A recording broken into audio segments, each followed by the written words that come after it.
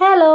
അപ്പോൾ എൻ്റെ ഒരു ദിവസം മുഴുവനും കാണിക്കാൻ പറ്റാത്തതുകൊണ്ട് കുറച്ച് ക്ലിപ്പുകളായിട്ട് കാണിക്കാൻ ഞാൻ നമുക്ക് ഉച്ചത്തേക്കുള്ള ബീഫ് കറിയാണ് റെഡിയാക്കണത്. ഉരുളക്കിഴങ്ങാണ് കൂടുതൽ കാണുന്നതെന്ന് ചിന്തിക്കേണ്ട. ബീഫ് കുറച്ചുള്ളതുകൊണ്ട് ഞാൻ ഇച്ചിരി ഉരുളക്കിഴങ്ങൊക്കെ വേവിച്ചിട്ട് ഇപ്പോൾ നമുക്കത് കറിയാക്കി എടുക്കണമല്ലോ, അതിന് വേണ്ടിയിട്ട് തയ്യാറാക്കിയതാണ്. പിന്നെ കുറേ പാത്രങ്ങളുണ്ടായിരുന്നു കേട്ടോ കഴുകാൻ വേണ്ടിയിട്ട്.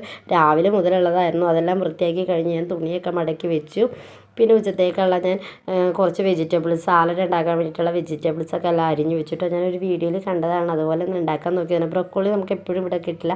അപ്പോൾ കിട്ടുന്ന സമയത്ത് അതൊന്ന് ഉണ്ടാക്കി വെക്കാമല്ലോ എന്ന് വിചാരിച്ച് ഞാൻ ചെയ്യണതാണ്. അത് ഞാൻ നെക്സ്റ്റ് വീഡിയോയിൽ ഞാൻ അപ്ലോഡ് ചെയ്യണം കേട്ടോ, എന്താണ് ഉണ്ടാക്കാൻ പോണതെന്നും എന്താണ് ചെയ്യണതെന്നൊക്കെ. കാരണം എല്ലാം കൂടി ഇതിൽ ഉൾക്കൊള്ളിക്കാൻ പറ്റാത്തതുകൊണ്ടാണ് കേട്ടോ. അപ്പോൾ കുറച്ച് മാവൊക്കെ ഞാൻ അതിന് വേണ്ടി കുഴച്ച് വെച്ചിട്ടുണ്ട് കേട്ടോ.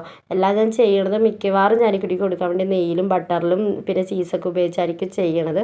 അപ്പോൾ ജാനിക്കുട്ടി ഇതേ വന്നു, സ്കൂൾ ഫോട്ടോ കിട്ടിയിട്ടുണ്ട്, സുന്ദരിമണിയായിട്ട് ഇരിപ്പുണ്ട്. അപ്പോൾ ഞാൻ നെക്സ്റ്റ് വീഡിയോയിൽ ബാക്കി കാര്യങ്ങളെല്ലാം കൂടി പറയാം കേട്ടോ.